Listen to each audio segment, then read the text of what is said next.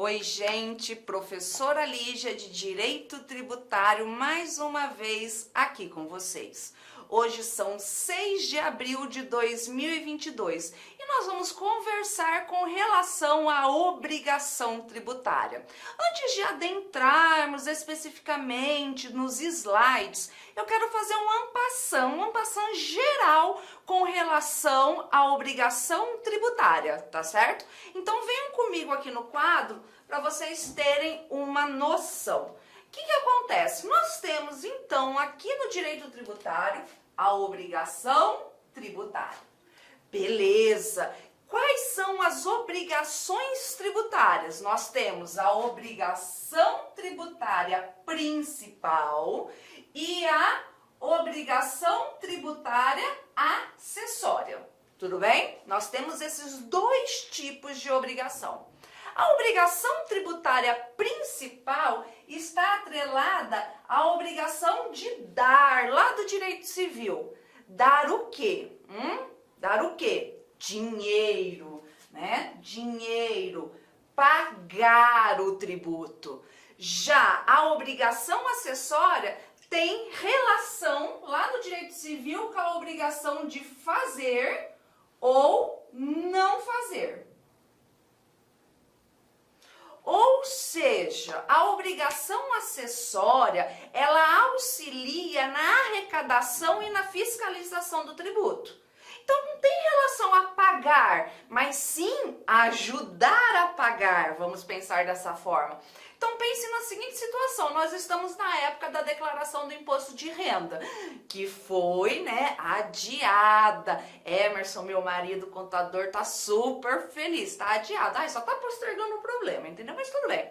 Então, o que acontece? Eu faço a declaração do imposto de renda para, em tese, pagar o imposto de renda. Então, eu faço a obrigação acessória de declarar renda para pagar a obrigação principal, imposto de renda. Então, o que acontece? Na obrigação tributária, então, nós temos obrigações positivas, que é de dar da obrigação principal ou fazer da obrigação acessória. Então, é uma obrigação... São obrigações positivas. E aí eu tenho a obrigação acessória negativa, que é de não fazer, negativa. Como assim, professora? Não fazer, né? Como assim uma obrigação tributária de não fazer negativa? O que acontece, gente? O exemplo que nós temos é não obstar a fiscalização. Então, o que acontece? Você que vai ser fiscal amanhã, você vem tudo certinho, legalzinho, fiscalizar a minha empresa. Eu não posso obstar isso. Eu tenho a obrigação de não fazer, de ficar quietinho e ainda não dar um murro no meio das suas fuças. Por mais que a gente tenha vontade de fazer isso, eu não posso fazer isso. A obrigação de não fazer, tá certo?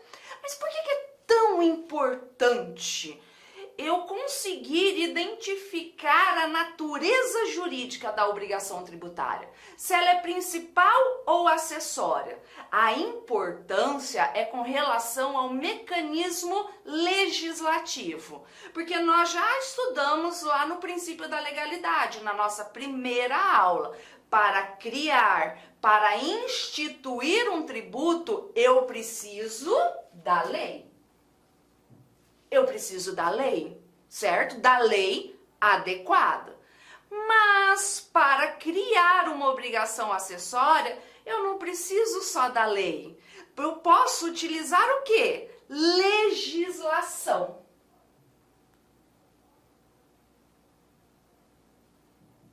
E nós já estudamos que o conceito de legislação ele é mais amplo, não é verdade?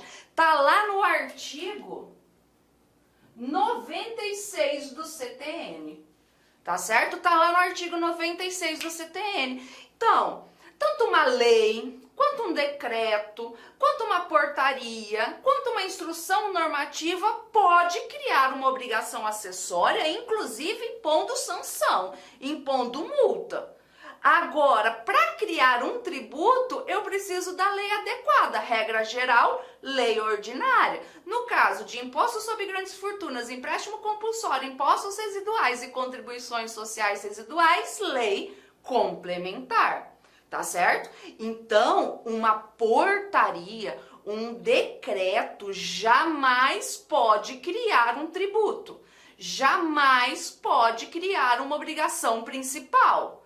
Mas uma portaria pode criar uma obrigação acessória de fazer ou não fazer, tá certo? Então, por isso que é tão importante o jurista, o estudioso do direito tributário, que muita gente costuma chamar de operador, né, do direito, identificar essa natureza jurídica.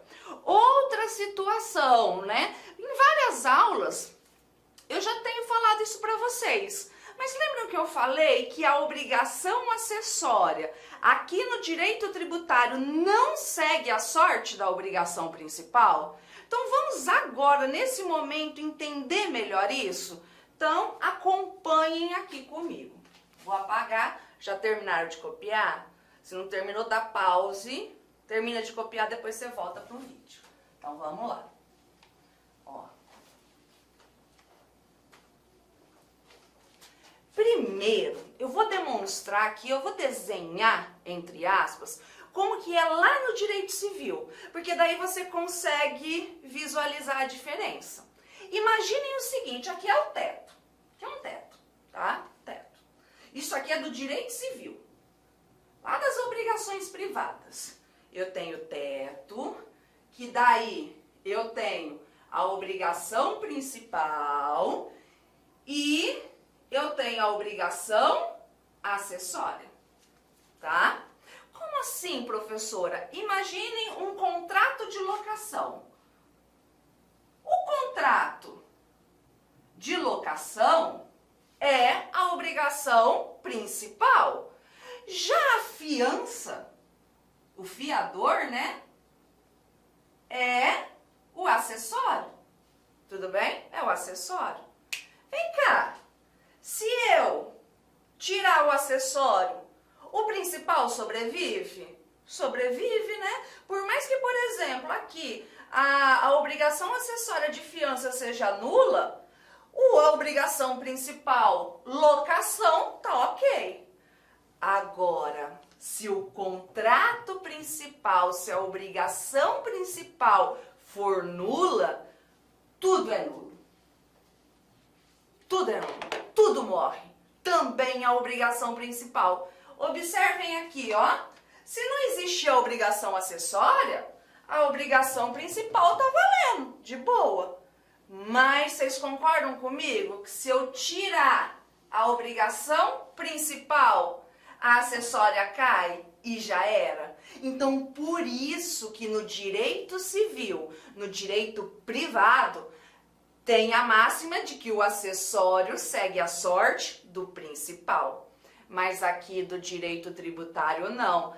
Vamos ver como é diferente o desenho? Ó. Deixa eu molhar o bico. Vou aqui desenhar de novo, só para a gente fazer esse paralelo. No direito tributário, ó, eu tenho teto. Tá aqui o teto.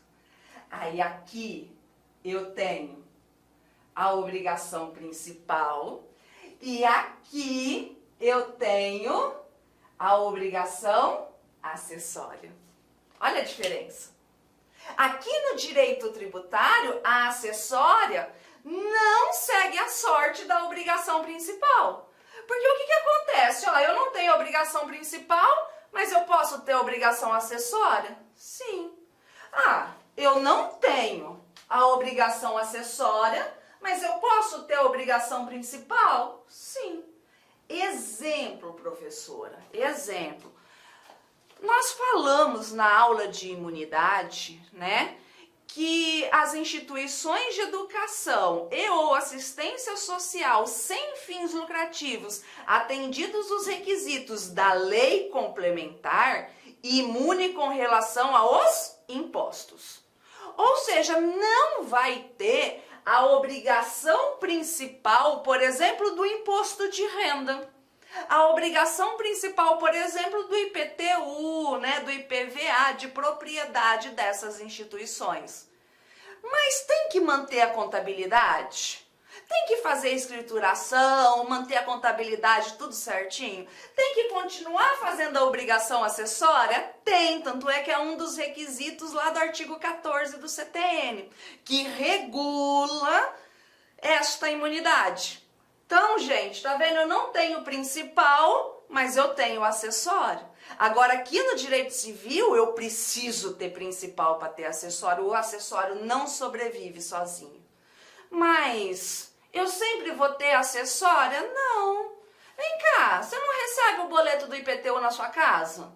Você fez alguma coisa para chegar o carnê do IPTU para você pagar? Não. Então você só tem a obrigação principal. Você fez alguma coisa para chegar o IPVA lá para você imprime no site e paga? Você fez alguma coisa? Não. Então eu só tenho obrigação principal. Então, por isso que no direito tributário, a obrigação acessória não segue a sorte da obrigação principal.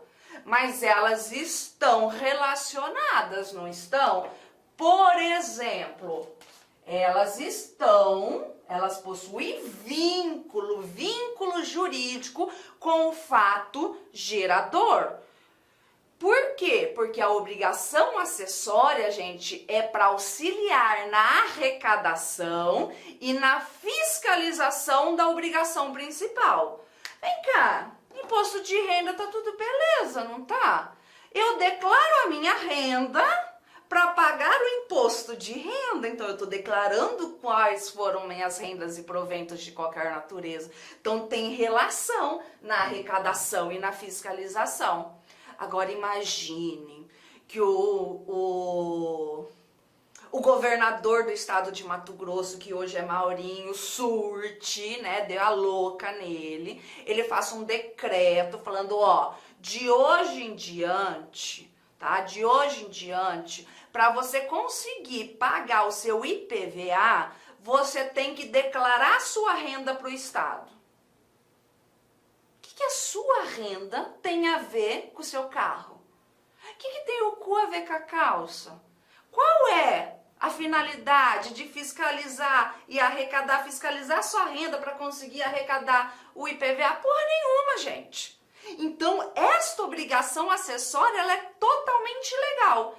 E legal por quê? Porque o mecanismo legislativo não está correto? Está correto, pode ser por decreto, por lei, por portaria, só que viola o CTN no sentido de que a obrigação acessória não pode ser aí qualquer coisa que dê na cabeça do ente tributante. Tem que estar relacionado com a arrecadação e a fiscalização da obrigação principal, tá bom? Dito isso, feito esse apanhado geral, vamos nos aprofundar. Agora nós vamos para os slides. Vamos lá para os slides.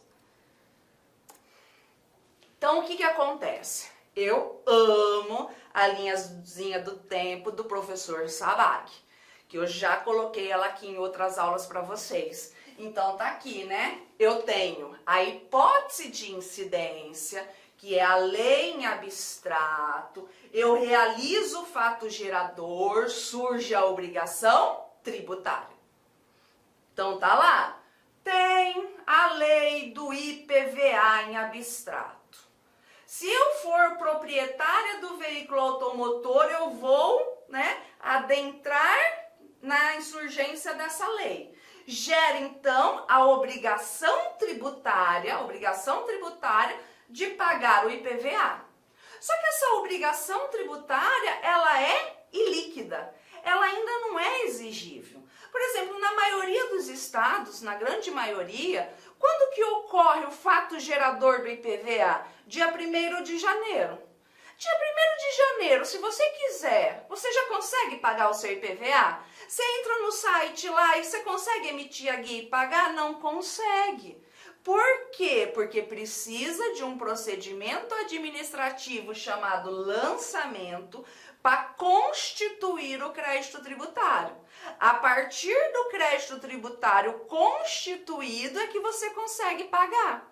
Então, esse crédito tributário nada mais é do que a obrigação tributária agora líquida e exigível, tá certo? Então, a partir disso, do inadimplemento do crédito tributário, que nós vamos falar nos efeitos da mora, multas, juros, correção monetária e assim por diante.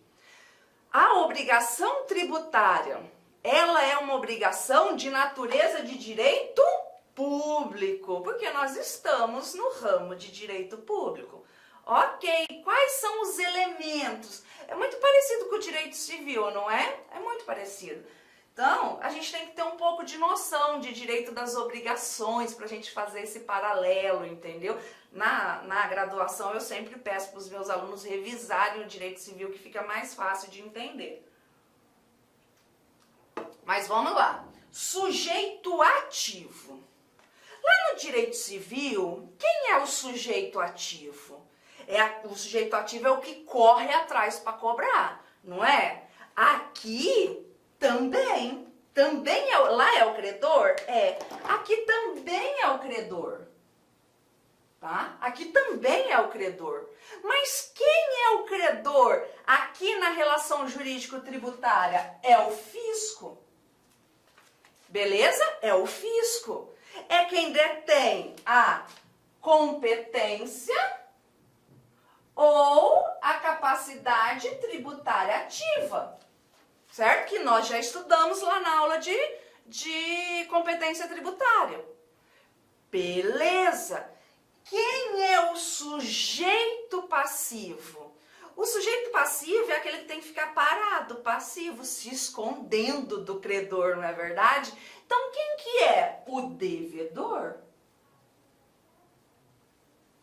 Lá no direito civil é o devedor. E aqui também é o devedor. Só que nós chamamos ele de contribuinte ou responsável. A gente pode ter a figura do responsável também. Beleza? Só lembrando, contribuinte, norma geral, nós precisamos de lei complementar. Já no caso do responsável, basta a lei ordinária, tá certo? A gente já estudou isso também. Cada vez eu vou relembrando um pouquinho do que a gente já estudou nas aulas passadas. A causa, né? A causa. Por exemplo, lá no direito civil, deriva da vontade. A causa de uma obrigação no direito civil é a vontade livre. Eu tenho vontade de estar aqui hoje gravando aula para vocês. E o LAC tem vontade de me contratar para gravar aula para vocês. Então, a causa é a vontade. Agora, e aqui no direito tributário? Você tem vontade de pagar tributo? Não, né? Ninguém tem. Se você tem vontade, assim, você gosta de rasgar dinheiro. Mas, enfim, aqui não é derivado da vontade, porque, lembra, o tributo, ele é o quê? Obrigatório, ele é compulsório. E para ser obrigatório, compulsório, tem que vir da onde? Da lei, da norma. Por que eu coloquei norma? Porque é amplo, então se é do tributo, lei adequada. Já na obrigação acessória, legislação, amplo. Qual que é o objeto? Beleza. No direito civil, se eu tô lá comprando um cafezinho na cantina, o meu objeto é o café. E aqui, qual que é o objeto? É a prestação positiva, dar, pagar o tributo, ou fazer, né, da obrigação acessória, ou negativa, não fazer, não obstar a fiscalização, determinado pela norma, porque não deriva da vontade, tá certo? Nada mais fiz do que explicar o que eu desenhei agora há pouco para vocês. Então vamos, né? Olha como o CTN é legal, o CTN é muito legal. ele traz aqui falando certinho. Eu não vou ler, vocês vão fazer isso na hora que vocês estiverem estudando. Mas tá lá, obrigação principal e a obrigação acessória. Olha como que fala. Deriva da legislação. Foi o que eu coloquei no esqueminha para vocês. Muitas provas e concursos públicos, o que fazem? Trazem a nomenclatura da obrigação acessória conforme o professor Paulo de Barros Carvalho. Como que ele chama a obrigação acessória? De deveres instrumentais ou formais. Então, se na sua prova estiver falando deveres instrumentais, deveres formais, você já sabe que está se referindo à obrigação acessória. Cuidado com o parágrafo 3º.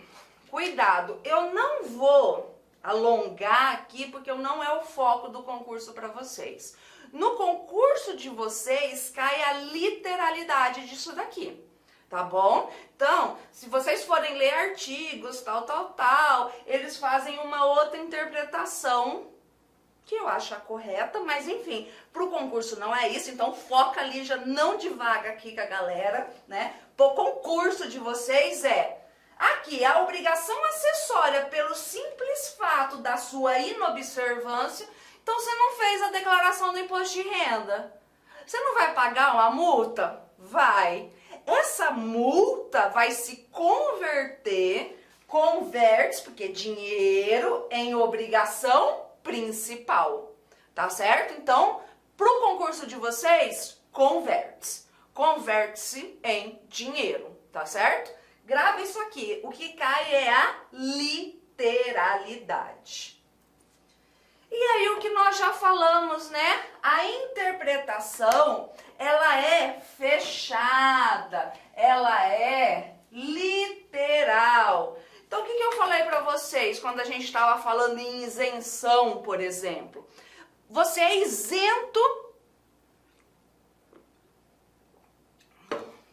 do imposto de renda por determinada situação. Automaticamente você é isento da obrigação acessória? Não, não é. Não é porque você é isento da obrigação principal que automaticamente você é da acessória. Não, tem que vir uma lei excluindo e retirando. Então, você não pode estender, eu não tenho a obrigação principal, não vou ter acessória. É o esqueminha que eu coloquei antes aqui para vocês. Porque a obrigação acessória no direito tributário não segue necessariamente a sorte da obrigação principal. Então vamos lá para o fato gerador, não é? Eu tenho a hipótese de incidência, eu realizo o fato gerador, aquela situação, aquele fato econômico que gera a obrigação, por exemplo, principal. Ser proprietário de um veículo automotor, né? IPVA, doar bens, ITCMD, circular mercadoria, ICMS, ser proprietário de um imóvel territorial rural, ITR, de um imóvel territorial urbano, IPTU, o fato gerador que vai ser descrito na lei, na norma, na lei adequada com relação à obrigação principal. Então tá aqui, ó, principal, 114. Vai estar descrito na lei como necessário e suficiente. Basta você ser proprietário de um veículo automotor, conforme está na lei, para você ser o contribuinte do IPVA. Já a obrigação acessória, mais uma vez, ó, legislação. Basta legislação. Então, uma portaria pode criar uma obrigação acessória? Pode. Uma portaria pode criar uma obrigação principal? Não. Tá bom? Não. Então, cuidado. Por que eu tô batendo nessa tecla? Tá sendo repetitivo, tá sendo chato, porque isso cai no concurso, tá? Então, gravem isso. Obrigação principal para instituir, para criar, precisa obrigatoriamente da lei adequada, da lei correta. Decreto, atos administrativos não pode. Já a obrigação acessória pode, sem problema nenhum. E aí vamos destrinchar esse fato gerador, né? Vamos destrinchar esse fato gerador. Então tá, quais são os elementos? Nós fomos falando com relação a isso. E quando vocês forem estudar a legislação específica, vocês vão conseguir observar muito facilmente isso daqui. Então, quais são os elementos desse fato gerador? O objetivo, o núcleo, a materialidade. Então, peraí, qual que é o núcleo? Qual que é o objetivo do IPVA, né? É ser proprietário de um veículo automotor. O elemento subjetivo, que são os sujeitos, o sujeito ativo e o sujeito passivo. Espacial, o princípio da territorialidade. Qual local que vai vigorar esse fato gerador? Ora, o IPVA do estado de Mato Grosso, regra geral, a territorialidade, o espaço dele é só no estado de Mato Grosso, né? Salvo, conforme já estudamos, se a gente tiver convênio, tratados internacionais e assim por diante. E aí, temporal, o momento que ocorre o fato gerador. Isso, gente, é uma das coisas mais importantes, principalmente para quem advoga, como a titia aqui, porque nós precisamos encontrar o momento que ocorreu o fato gerador. Por quê? Porque daí eu vou saber qual norma aplicar. Lembra do princípio da irretroatividade? Eu aplico a lei com eficácia no momento da ocorrência do fato gerador. Essa é a regra. As exceções a gente... fiz um monte de esqueminha aqui para vocês lá na aula de princípios. Então, artigo 144 do CTN. Ok, né?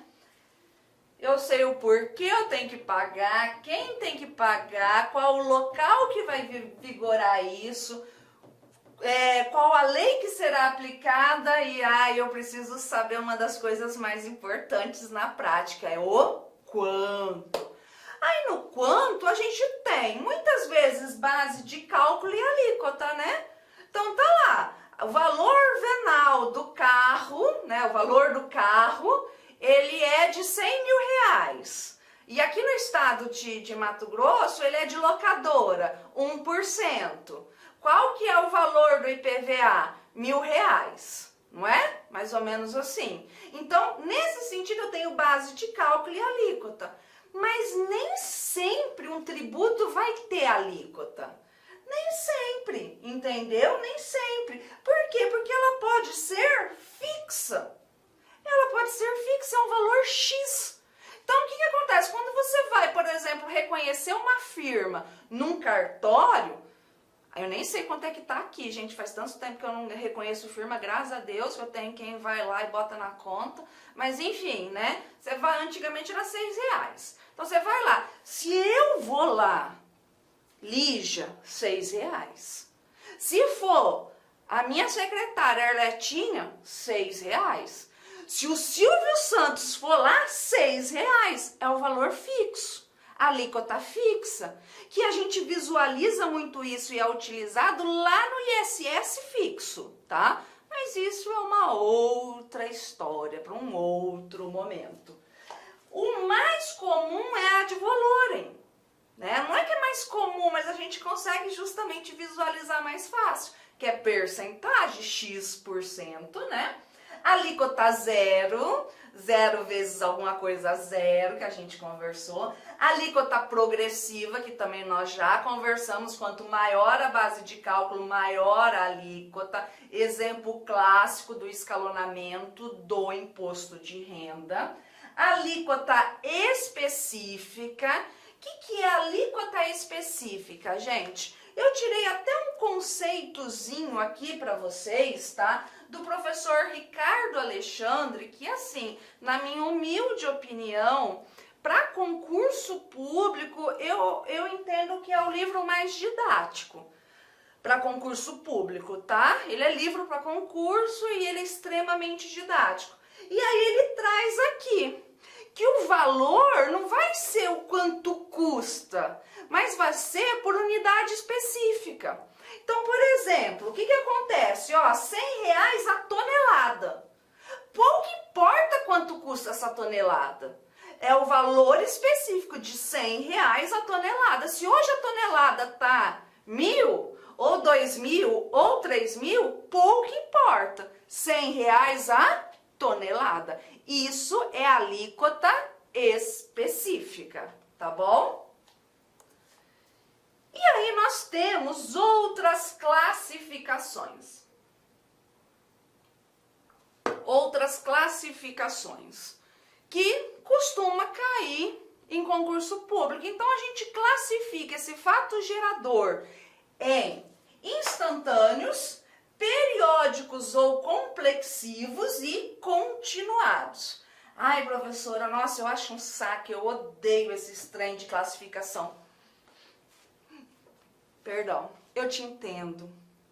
Ai, eu também, né? É só pra ferrar a vida da gente, eu sei, olha, minha solidariedade. Mas fazer o quê, né? Não sou eu que faço a prova, porque se eu fizesse, esses troços aqui jamais cairia. Mas enfim, instantâneo, simples, prática de um simples ato. Uai, agora eu vou começar a vender a caneta. Vender caneta. Vender caneta mesmo, tá? Não tô vendendo essa usada, não, agora eu vou vender com o intuito de comércio a caneta. Vendi a caneta para você, é um ato simples. Então já incide o ICMS, por exemplo, tudo bem? Te doei essa caneta de ouro, né? Para não ter de ouro maciço, relíquia antiga, tal. Te doei é simples, te doei. ITCMD. Agora, nós temos os periódicos complexivos ou complexo que duram determinado tempo, que é o imposto de renda. É o exemplo maior.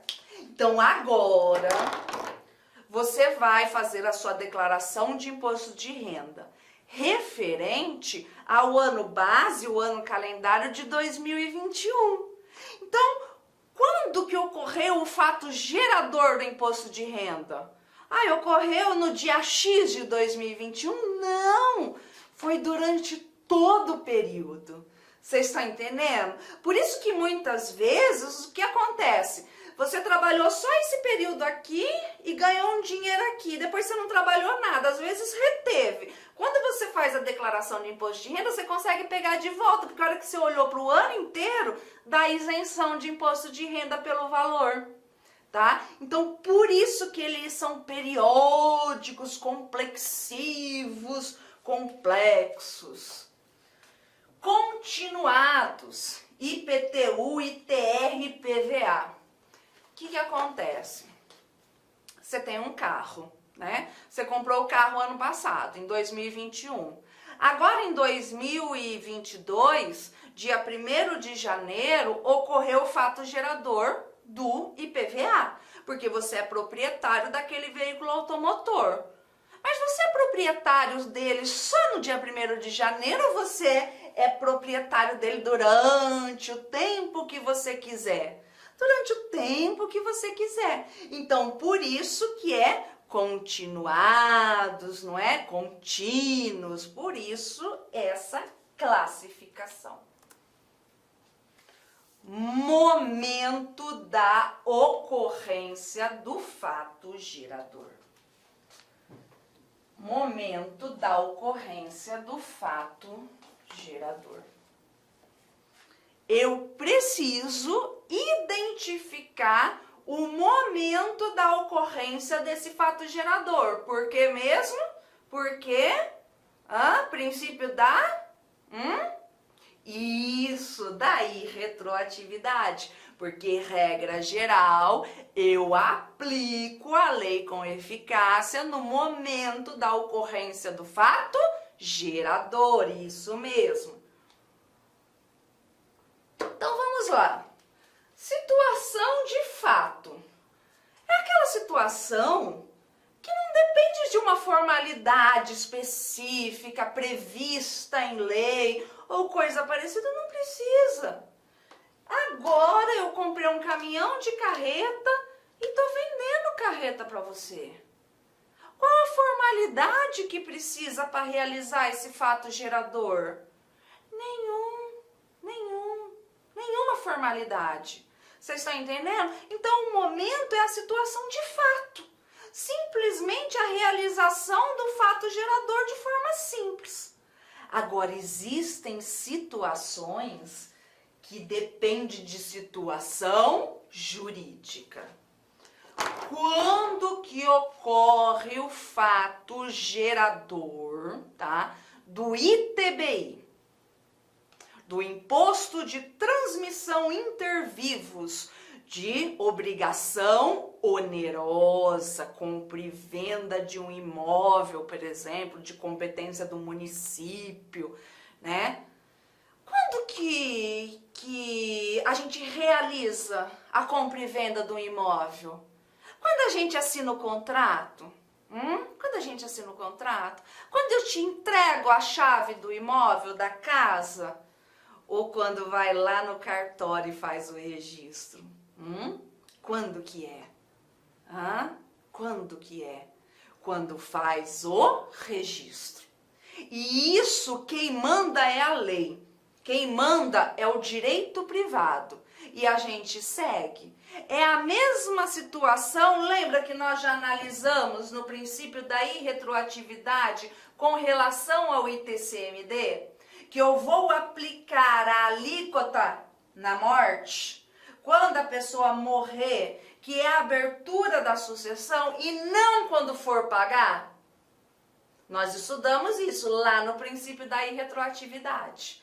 Aqui também é um exemplo. Por quê? Porque onde que está escrito quando que abre a sucessão? Onde que está escrito quando realiza essa transferência? Lá no direito privado. Então, eu observo o momento pela situação jurídica.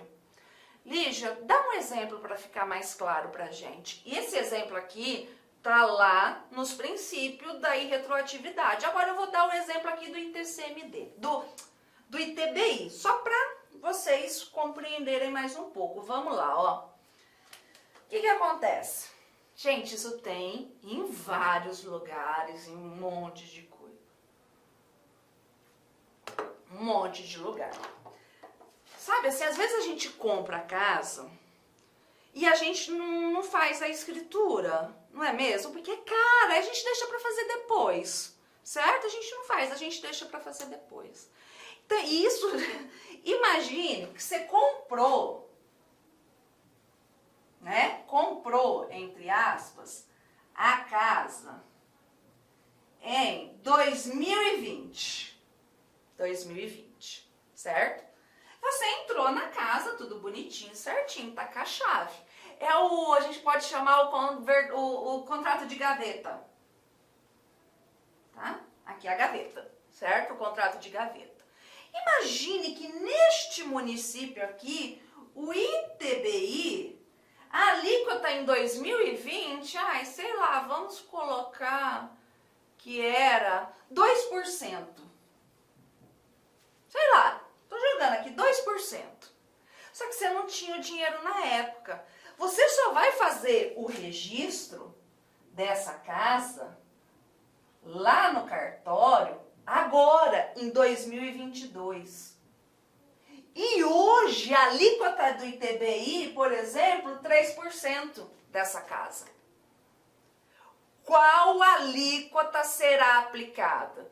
De quando você fechou o contrato e entrou na casa, ou quando você transferiu o imóvel para o seu nome no cartório? Vocês entenderam? Quando você transfere o imóvel para o seu nome no cartório. Então vai ser essa daqui. 3%, tá? E mesmo se fosse assim, ó,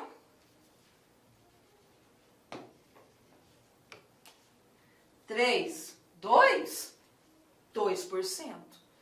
Por quê? Porque no exemplo do ITBI, o momento da ocorrência do fato gerador com relação à transferência desse imóvel intervivos é no registro, lá no cartório, conforme determinado pela lei civil, pelo direito privado. Então aqui não é uma mera situação de fato, é uma situação jurídica.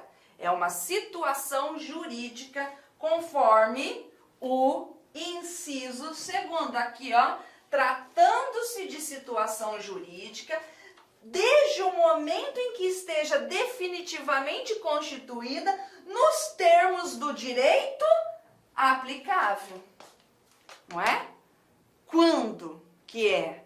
Com o registro no nosso exemplo, tá? Agora, nós temos o parágrafo único do artigo 116, que é a norma anti-elisão, a norma contra treta, contra treta que a gente tem, né? É muito interessante que eu vejo assim, colegas, eu quero morrer, colegas da contabilidade, da advocacia, assim, ai, olha, eu encontrei uma brecha na norma, fazer um planejamento tributário, eu olho para aquilo e falo, ai, treta, isso não vai dar certo. Ah, isso vai cair. Não, isso não é brecha na norma, isso é treta, isso está errado. Então, você amanhã como fiscal, você vai ter que ter, ó, a esperteza de detectar e comprovar essas tretas. É isso mesmo.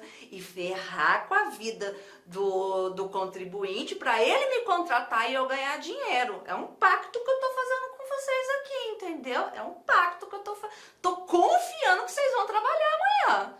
Tô confiando em vocês. Preciso levar o leite pra Alice lá em casa, tá bom? Combinado? Então, bora.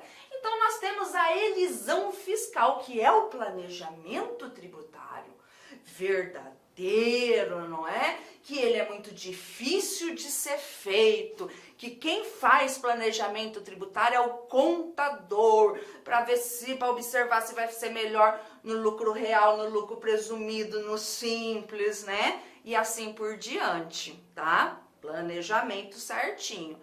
Agora, nós temos a evasão fiscal, meios ilícitos, nota fiscal fraudulenta, tretona da braba, documento falso, isso, crimezão mesmo, ok? Aí nós temos a ilusão fiscal, uma ilusão, entendeu? Ou elisão ineficaz, negócio lícito, mas simulado. É, negócio lícito, mas simulado, que é o que está aqui no parágrafo único. Então, eu vou contar um causinho aqui para vocês, só para vocês terem, que depois a gente vai ler esse daqui, porque ele é muito importante, tá? Vou trazer um exemplo que não ocorre, tá, gente? Não ocorre, mas a gente encontra muito na doutrina, certo? Então, é assim, ó. Eu estou querendo, porque tem que ser uma coisa cara, porque coisa barata não compensa a treta, tá? Eu estou querendo vender a minha casa de 10 milhões de reais lá no Florais. Isso, 10 milhões de reais lá, minha mansão de 10 milhões de reais no Florais. Que eu comprei só com dinheiro de dar aula, entendeu? Tá lá. Aí, você, né, quer comprar a casa. Só que, você fala assim, eu não quero pagar o ITBI. Não quero pagar o ITBI. Eu acho uma puta sacanagem a gente dar dinheiro pro governo, eles não investem em nada, não quero pagar o ITBI. Aí eu falo pra você, olha, não preocupa não. Eu sou advogada. advogada e não advogada, tá, gente? Advogada. Ai, eu tenho uma forma de uma brecha na lei que a gente faz isso de forma tranquila. Ah, é? Brecha na lei que faz isso de forma tranquila o quê? Vamos abrir uma empresa. Uma empresa de fachada, certo? Onde nós seremos sócios. Então, assim, o capital social dessa empresa, 20 milhões. É, mas por quê? Já vou te explicar. A gente vai abrir uma empresa qualquer, eu vou integralizar essa empresa com a casa no valor de 10 milhões e você vai integralizar com o dinheiro de 10 milhões. Quando eu pego meu imóvel, pessoa física, e mando para a pessoa jurídica no valor do capital social da empresa, ó, eu gritando aqui, porque não é para vocês confundir com as outras coisas não, tá? É o mesmo valor, tá certinho, é imune nesse meu exemplo, não incide TBI, ok? Então, eu pego a casa da Lígia para colocar na empresa Lígia e da Maria, certo? E ela coloca o dinheiro. A gente deixa essa casa aberta ali. Essa casa aberta, perdão. A gente deixa essa empresa aberta assim por um tempinho. Ai, né? Não deu certo, não gosto de você. Vamos resolver. Vamos acabar com a nossa sociedade. Vamos acabar? Vamos acabar com a nossa sociedade. Aí temos que dividir o patrimônio que tá na empresa, né?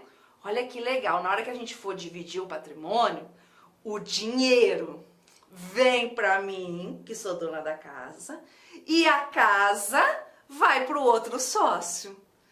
Pessoa jurídica, pessoa física, pessoa física, pessoa jurídica, imune de ITBI. Conseguiram entender? Agora eu faço a seguinte pergunta. Ó, foi feito um negócio jurídico aqui. Foi feito um negócio jurídico entre a Maria e eu. Os negócios jurídicos lá no direito privado, eles são regidos pela verdade real. Pela vontade, pela verdade real. Qual foi a vontade, qual foi o negócio jurídico que a Maria e eu fizemos de forma real, verdadeiro? Qual era a nossa vontade? O nosso negócio jurídico verdadeiro, vontade, foi o empresarial? Foi o empresarial? Não foi, né, gente? Não foi o empresarial, porque foi de fachada. O verdadeiro negócio jurídico foi a compra e venda. Vocês estão entendendo? Foi a compra e venda. Esse foi o verdadeiro negócio jurídico, tá? Ó, prestem atenção como eu vou falar. Ó, a Maria e eu simulamos um negócio jurídico empresarial falso para dissimular, para ocultar o verdadeiro negócio jurídico, que é o da compra e venda do imóvel, que incide o ITBI. Beleza? Então, nós simulamos o negócio jurídico empresarial falso para dissimular, para ocultar, para esconder a verdade real, o verdadeiro negócio jurídico, que é a compra e venda do imóvel. Beleza? Amanhã, você fiscal, você descobre que isso aconteceu. Sabe o que você vai fazer?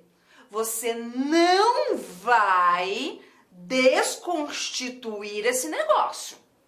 Porque se você desconstituir o negócio, você torna ele nulo. Se torna ele nulo, volta-se ao status quo antes. Ou seja, a casa volta para mim, o dinheiro volta para ela, acabou o fato gerador, morreu, não tem fato gerador. Não é isso que você quer ganhar. Então, você não vai desconstituir, não vai anular os negócios jurídicos. Você vai tão somente desconsiderar. Você vai desconsiderar o negócio jurídico simulado empresarial, certo? Para fazer surgir o verdadeiro negócio jurídico que é a compra e venda. E aí lançar, cobrar o ITCMD com multa, juros e correção monetária. É tão bonito ler isso na doutrina. E por incrível que pareça, isso é mais explicado no direito civil, na parte direito civil 2, simulação de negócio jurídico, do que nos livros de tributário. Adoro direito civil também. A minha paixão é tributário, mas eu gosto de direito civil. Então eu leio os livros de direito civil. Então, na doutrina fala assim, né? Que o que vai acontecer? O fisco vai retirar o véu da simulação, bonito, né? O véu da simulação, para fazer surgir o verdadeiro negócio jurídico. Tá bom? Então, vamos ler o parágrafo único do 116 para você gravar bem aqui, ó.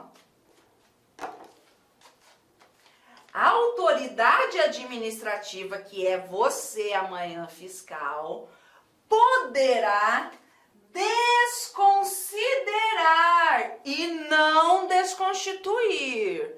Você poderá desconsiderar. Fazer de conta que não aconteceu com você. Você vai desconsiderar atos ou negócios jurídicos praticados com a finalidade de dissimular, de ocultar, de esconder a ocorrência do fato gerador do tributo ou a natureza dos elementos constitutivos da obrigação tributária, observados os procedimentos a serem estabelecidos, cuidado, por lei ordinária. Nós sabemos que não precisa vir escrito lei ordinária, a gente sabe disso, ok?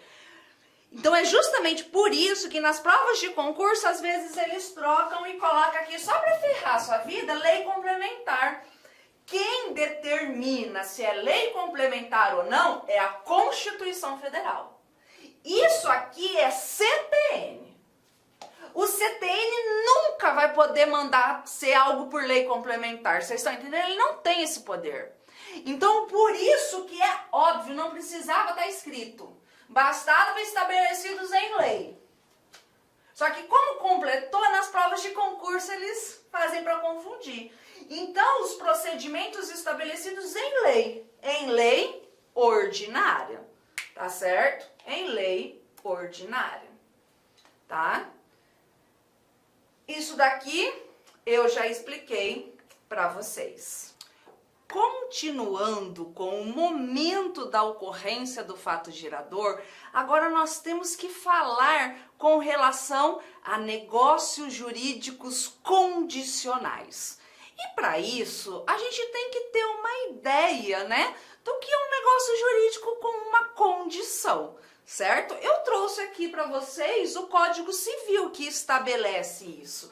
Mas para vocês conseguirem entender, nós temos que olhar a escada pontiana. De Pontes de Miranda. Lá do direito privado. Então eu vou explicar rapidinho para vocês. Primeiro, o negócio jurídico, ele tem que existir. Ele tem que existir. Primeira coisa. Ou seja, basta ter agente, né? As pessoas, vontade, ponto, objeto, ponto e forma, ponto, que é a livre, certo? Sem restrição, vontade, ponto. O que acontece? Então, esse negócio jurídico, ele existiu. Aí, depois, nós precisamos verificar se esse negócio jurídico, ele é válido. Aí, a gente vai para o segundo degrauzinho do plano da validade, que nós vamos adjetivar o plano da existência. Então, para ser válido, tem que haver agente capaz, tá? Legitimado. Vontade livre, desembaraçada. O objeto tem que ser lícito, possível, determinado. E a forma tem que ser a forma correta. Regra geral, o negócio válido, ele já é eficaz. Então, imaginem a seguinte situação. Eu vou lá e compro um cafezinho. O negócio jurídico existiu? Existiu, porque teve a gente, teve a pessoa que comprou, que vendeu o café e eu comprei o café. Teve vontade? Teve, eu fui lá e comprei o café. Teve objeto? Teve o café. Teve forma? Teve. Ir lá e pegar o café. Houve vontade livre? Houve, eu tive vontade de comprar um café, a pessoa teve vontade de vender o café, pronto, acabou. Eu posso comprar um café? Tenho capacidade para isso? Tenho. O objeto é lícito? Ele é lícito, o café é lícito por enquanto, né? Então, tem forma especial? Não tem, basta ir lá comprar o café. Ótimo, ele já tem eficácia, eu vou lá e tomo café, pronto, acabou, certo? Vou lá e tomo café. Beleza, houve a circulação de mercadoria na compra daquele cafezinho lá na padaria. ICMS, tranquilo, beleza, sem formalidade, situação meramente de fato. Ocorre que em determinados negócios jurídicos existem elementos acidentais, que são aqui, ó, no plano da eficácia. Esses elementos acidentais, ele torna o negócio jurídico não eficaz. Vocês estão entendendo? Ele não é eficaz. Quais são esses elementos acidentais? Nós temos a condição, que é evento futuro e incerto. Eu não sei se vai ocorrer, é lá para o futuro incerto, eu não sei se vai ocorrer. Dentro da condição, nós temos a condição suspensiva e a condição resolutória. É assim, ó, eu te dou a casa se você casar. E aí? Né? Você já pode usufruir da casa se você ainda não casou? Não. Tá vendo como impede a eficácia do negócio jurídico? É um evento futuro e incerto. E aí? Você tem como afirmar por A mais B que você vai casar? Não tem, não é verdade? E impede o efeito. Por isso que é uma condição suspensiva. Suspende a eficácia do negócio. Agora, eu tenho a condição resolutiva. O negócio jurídico tem eficácia. O negócio jurídico tem eficácia.